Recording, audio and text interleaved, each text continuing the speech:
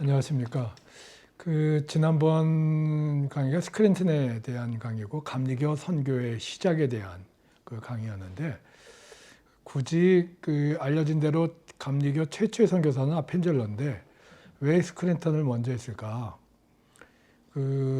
한국에 공식적으로 파송된 첫 번째 선교사는 아펜젤러였지만 실제로 와서 활동했던 첫 번째 선교사는 스크린턴이었습니다. 그래서 스크린턴을 먼저 했는데, 아펜젤러가 오게 된 배경은 이렇습니다. 1885년 3월 5일 오후 1시에 지난번에 말씀드렸던 일본 주재 감리교 선교사였던 맥클레이가 자기의 집이었던 아오야마 집의 자택 서재에서 조선 선교를 위한 첫 모임을 갖습니다. 아펜젤러 부부가 왔고요. 스크린턴 부부가 왔고요. 그리고 감리교 해외 여선교 사회에서 파송되었던 스크린턴의 어머니 메리 플래처 스크린턴도 참석을 했습니다. 맥클레이는 선교사들을 조선에 보내기 위해서 여러 준비를 했는데 주일공사 빙햄을 만났고요. 갑신정변을 일으켰다가 일본으로 망명했던 김옥균, 박용효, 사제필, 서광범 등을 만났습니다. 그리고 이들로부터 조선의 정세를 들었고요. 결론은 조선의 상황이 지금 쉽지 않으니까 이들이 한꺼번에 조선에 들어가는 것보다 분산해서 조선에 입국하는 것이 낫겠다라고 해서 아펜젤러 부부를 먼저 보내기로 결정을 했던 것입니다. 맥클레이 결정에 따라서 아펜젤러 부부가 나고야마루에 올랐고요. 이 배에는 갑신정변 당시에 일본에 입힌 피해를 사과하기 위해서 고종임금의 국서를 가지고 일본 정부에 다녀갔던 조선의 사절단 서상우와 멜렌더로프가 타고 있었고요. 그리고 중국 선교를 활발히 하고 있던 미국 공리회의 스커더 박사 또 테일러 박사가 조선 선교를 할 수 있을까 해서 타고 있었고요. 그리고 북장로교에서 파송했던 언더우드가 고베에서 배를 탔습니다. 1885년 4월 5일 오후 3시에 춥고 비가 내리는 날씨 속에 선교사들이 제물포에 도착을 합니다. 일행은 오후 4시경에야 해변에 상륙할 수 있었는데 기록에 보면 아펜젤러 부인이 먼저 내렸고 그 뒤를 아펜젤러와 언더우드가 따라 내린 것으로 되어 있습니다. 그때 언더우드는 이수정이 번역한 마가복음, 쪽복음서를 손에 들고 내렸습니다. 조선과 중국, 일본의 일꾼들이 짐을 내리기 시작했을 때 이들 일행들은 제물포항 근처에 있는 일본인 해운업자 호리 히사타로가 운영하는 일본식 호텔 다이부츠로 안내됐습니다. 아주 초라한 호텔이었고요. 세면대가 하나밖에 없었습니다. 그랬을 때 미국 대리공사 포크가 신변 안전을 보장하지 못한다는 전문을 보냈습니다. 그 전본은 일본에 있던 맥클레이를 통해서 다시 제물포에 정박하고 있던 미국 군함 OCP호의 선장 맥클렌지에게 보내졌습니다. 그 내용은 갑신정변의 여진이 지금 계속되고 있다. 그러니까 포크의 말은 이 정세가 불안하니 선교사들이 조선에 입국하는 것, 특히 서울에 입경하는 것을 반대한다라고 하는 내용이었습니다. 말씀드렸다시피 갑신정변 당시에 한국인들은 일본 사람이라고 하면 노인이나 여자나 어린아이들을 가릴 것 없이 마구 학살을 합니다. 그리고 일본 공사관과 서울 곳곳에 있는 개화파들의 저택이 불에 탔습니다. 일본과 가깝다고 여기는 외국인들에 대해서도 증오심과 배타심을 감추지 않았습니다. 생명을 보장할 수 없다는 포크 공사의 전보에 선교사들은 불안해합니다. 결국 아펜젤러 부부는 짐을 호텔에 맡긴 채 일본으로 되돌아가기로 했고요. 남자들은 서울로 들어갈 수 있다라고 하는 OCP의 선장 맥클렌지의 의견에 따라 언더우드, 스커더, 테일러는 서울로 들어갑니다. 선교의 역사에 보면 외교관의 판단이 있고요. 선교사의 복음적인 열정이 있는데 항상 이 현실적인 상황 때문에 서로 갈등하고 부딪히는 일이 허다한데 이 경우도 그런 경우입니다. 펜젤러 부부가 일본에 되돌아왔을 때 30살의 젊은 의사 스크랜턴이 나가사키를 떠나서 5월 3일에 제몰포에 도착을 했고요. 제몰포항까지 알렌이 반갑게 마중을 나옵니다. 그리고 그 두 사람은 다음날 오후 3시에 서울로 도착할 수 있었습니다. 1885년 6월 12일에 서울에서 선교 활동을 하고 있던 스크랜턴이 조선의 정세가 안정되었으니 들어와도 괜찮다라고 하는 편지를 아펜젤러에게 보냅니다.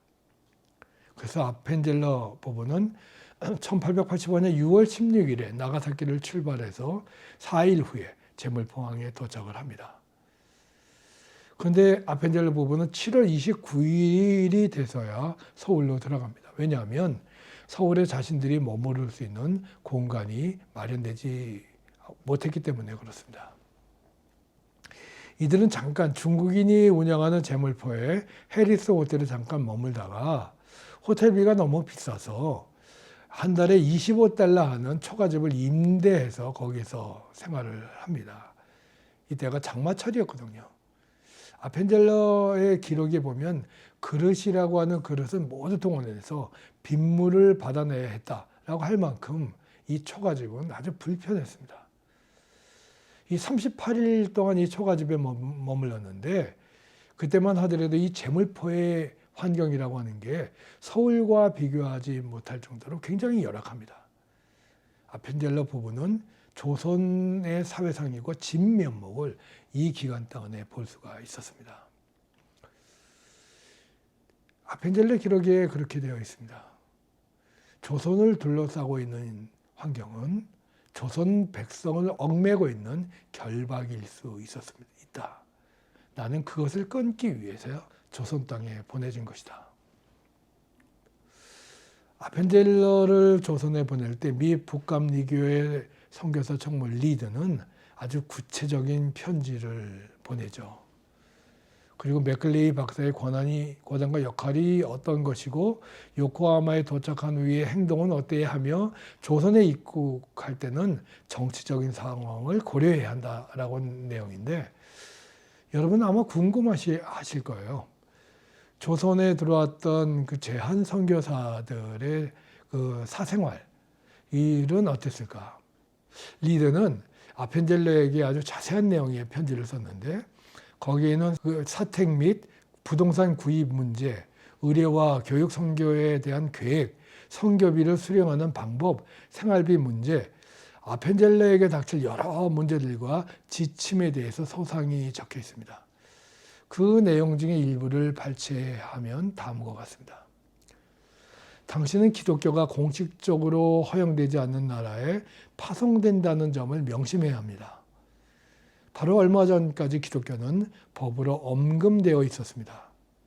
그러나 우리는 의료 사업과 교육 사업은 조선인들에게 아주 잘 수용될 것이라는 확신을 가지고 있습니다. 따라서 의심할 여지 없이 이것이 당신의 첫 사역이 될 것입니다. 적절한 건물을 구입할 시점까지 학교를 감독할 수 있는 언어에 대한 충분한 지식을 획득하고 가르칠 학생도 찾기를 희망합니다. 조선인들의 아주 독특한 관습 때문에 여학교를 개설하는 것은 매우 어려울 것입니다. 그러나 스크랜턴 대부인의 도움을 받으면 이것도 성취될 수 있다고 의심하지 않습니다. 따라서 당신의 아내도 최선을 다해 협력할 분야를 발견하게 될 것입니다. 지혜가 부족함을 느낄 때마다 그것을 원활하게 얻을 수 있는 원천이 있으며 결코 얻지 못하는 법이 없다는 것을 알 것입니다. 내가 이 모든 사역에서 그러하듯이 당신도 이 원천에 무엇을 의지할지를 알고 있습니다. 참 하나님 앞에 드리는 성전의 기초를 무릎 꿇고 놓을 수 있기를 희망합니다. 조선에 가기 전에 하나님께서는 이미 아주 깊고 넓게 기초를 마련하셨기 때문에 인도를 본 버틀러 박사가 느낀 것처럼 큰 기쁨을 느낄 수 있을 것입니다. 편지 말미에 리드 총무가 언급한 그 버틀러라고 하는 사람은 이 인도 그 선교의 아버지라고 불렸고요. 최고의 선교사로 그렇게 일컬음을 받았고 당시 감리교 선교사들의 모델이었습니다. 마지막으로 리더는 선교의 궁극적인 결정자가 하나님이심을 상기시킵니다. 선교에서 가장 중요하고 그 원천은 역사의 통치자이신 하나님, 그러한 고백이 없이 선교는 이루어질 수 없다라고 하는 겁니다. 그 리드 선교부 총무의 편지에 의거를 해서 아펜젤러 부부가 북감리교회로 받은 초기의 생활비를 보면 일본 주재 선교사들과 마찬가지로 연 $1,000를 받았습니다. 그 조선의 노동력은 굉장히 쌌지만 선교사들이 사용하는 생필품비가 일본보다 비쌌던 점을 참고했습니다. 이 사람들이 쓸 수 있는 물건들은 일본에서 제물포까지 또 제물포에서 다시 서울까지의 운송비가 참 많이 들었거든요. 그리고 그 당시에 조선의 환율도 불안정했습니다. 이런 것들을 모두 감안한 조치였습니다. 리드는 아펜젤러가 그 조선의 1883년에 제물포에 일본의 제1은행이 개설됐는데 그 은행을 이용해서 이러한 선교비를 받을 수 있도록 조치를 했습니다. 그 당시에 북감리교회가 책정했던 생활비를 보면 기혼과 미혼의 구분이 있었고요. 남녀는 평등했습니다. 주택구입비와 어학교사의 봉급비는 따로 책정이 되어 있었고요. 안식년에는 미국 왕복 여행비도 제공되어 있었습니다. 서울이 춥고 한국식 난방시설에 익숙하지 않았기 때문에 털을 넣은 매트리스 그리고 스프링 침대, 석탄난로, 석유난로도 미국 북감리교회는 별도로 보냈습니다. 그런데 무엇보다 아펜젤러를 가장 고무시켰을 내용은 선교 사역에 대해서는 아낌없이 지원하겠다는 약속이었습니다. 이런 조치만큼 선교 사역에 힘을 주는 내용은 없습니다. 대개 한국교회가 그 해외 선교사들을 보낼 때 생활비와 사역비를 구분하지 않고 보냅니다. 그러나 미국 북감리교회는 생활비와 사역비를 엄격하게 구분을 했습니다. 이것이 우리가 지금 보내는 한국교회가 참고해야 될 내용이라고 생각을 합니다. 서울에 아펜젤러가 들어와서 곧바로 근대학교를 개설할 준비를 했고요. 그것을 위해서 조선어 공부를 시작합니다. 여전히 기독교를 전하는 것이 불법이었고요. 의료 사업과 교육 사업만 허락받았기 때문에 근대학교 개설은 필수적이었습니다. 도착 5일째 되던 날, 바로 1885년 8월 3일 날 영어를 배우기 위해서 제중원의 직원인 고영필과 이겸나가 찾아옵니다. 그 스크린턴이 보냈던 사람입니다. 서양식 의술을 배우고 싶다라고 하는 이들한테 먼저 영어부터 배우라고 아펜젤러에게 보낸 겁니다. 아펜젤러의 교육 활동은 이렇게 시작됐고요. 이렇게 영어 교육은 배제학당의 출발점이 됩니다. 아펜젤러는 미국 대리공사 포크를 통해서 여러 차례 영어학교의 설립을 요청했고요. 조선 정부의 허락을 받아서 1886년 6월 8일 날 정식으로 개교를 합니다. 이미 고정임금의 허락을 받은 일이었기 때문에 그 진행에는 어려움이 없었습니다. 아펜젤러가 이렇게 썼습니다.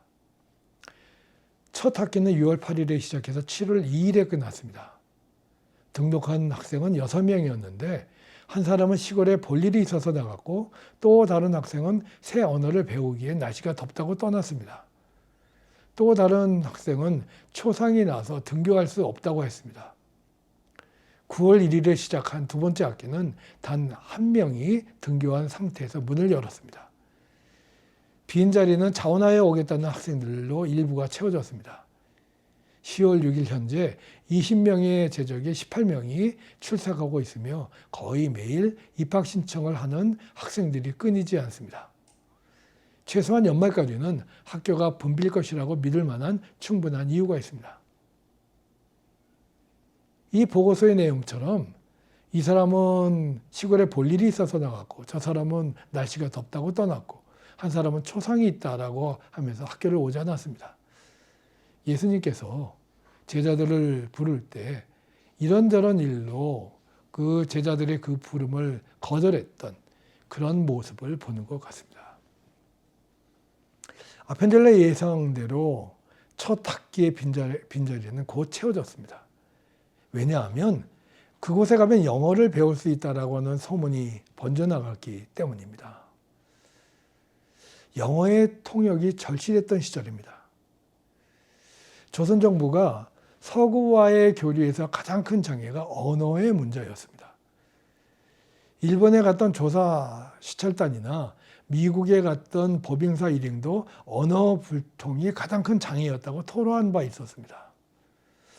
서구와의 교섭이 진행될 때도 조선의 외교 관리들은 한마디 말도 못했고 그래서 멍하니 앉아있는 형편이었습니다.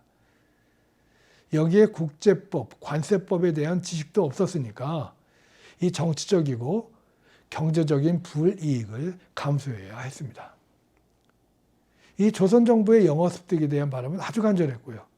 학생들도 대부분 영어를 배우기 위해서 배제에 입학을 합니다. 영어에 대한 약간의 지식만 있어도 높은 자리에 올라가는 디딤돌이 되었고요. 왜 영어를 배우냐라고 물으면 거의 모두가 벼슬을 얻기 위해서라고 대답을 합니다. 우리나라 초대 대통령이었던 이승만도 배제학당 출신인데 이 사람도 배제에 들어간 이유가 영어를 배우기 위해서 들어갔다고 그렇게 고백을 합니다.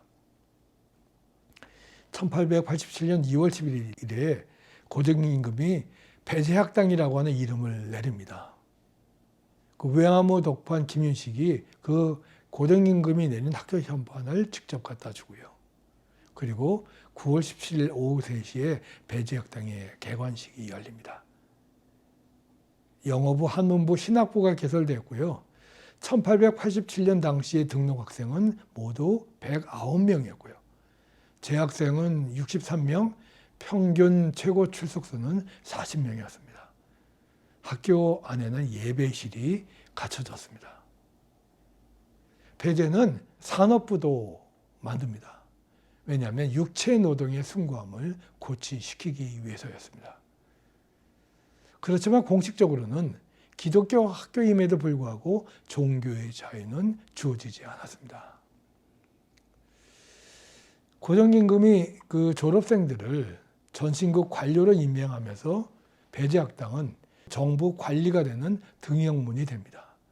따라서 관료로 출세하고 싶은 학생들은 대거 배제학당으로 몰리죠. 대부분 개업하나 몰락한 양반 가문의 출신들이었고요. 중인 그룹도 있었고요. 여기에 소수의 중국인과 일본인도 있었습니다. 미국인 선교사들이 직접 영어를 가르쳤기 때문에 그 권위는 컸습니다. 그리고 고등임금이 인정했기 때문에 졸업생들의 진로는 보장받을 수 있었습니다. 배제에 들어가서 공부한다라고 하는 것은 사회적 신분 상승을 의미합니다. 이 사람들에게 헌신과 희생이라고 하는 단어는 낮은 자리로 내려가 소외된 자들과 함께 겪는다는 의미가 아니라 지도자가 돼서 사회를 이끈다는 의미가 되었습니다. 설립부터 선교사들의 의도와 괴리가 있었던 겁니다. 그렇긴 하지만 배제 학당 학생들은 서양인 교사와 접촉하면서 국제성을 얻게 됩니다. 개인의식, 평등의식, 노동의 존엄의식이 어떤 것인지 알게 되었고요. 기독교 이데올로기의 진수가 어떤 것이라고 하는 것을 파악하게 됩니다. 하나님이 인간을 창조하셨다라고 하는 신부적 인간관, 만민평등의 가치관, 민주주의의 국가관이 자연스럽게 각인되고 의식화되는 겁니다. 이런 사상이 민주적인 독립국가 수립의 주장이 됩니다. 이승만을 비롯해서 배제 출신들이 적극적으로 독립사상과 민주주의 사상을 주장했던 것은 배제학당 교육의 결과입니다.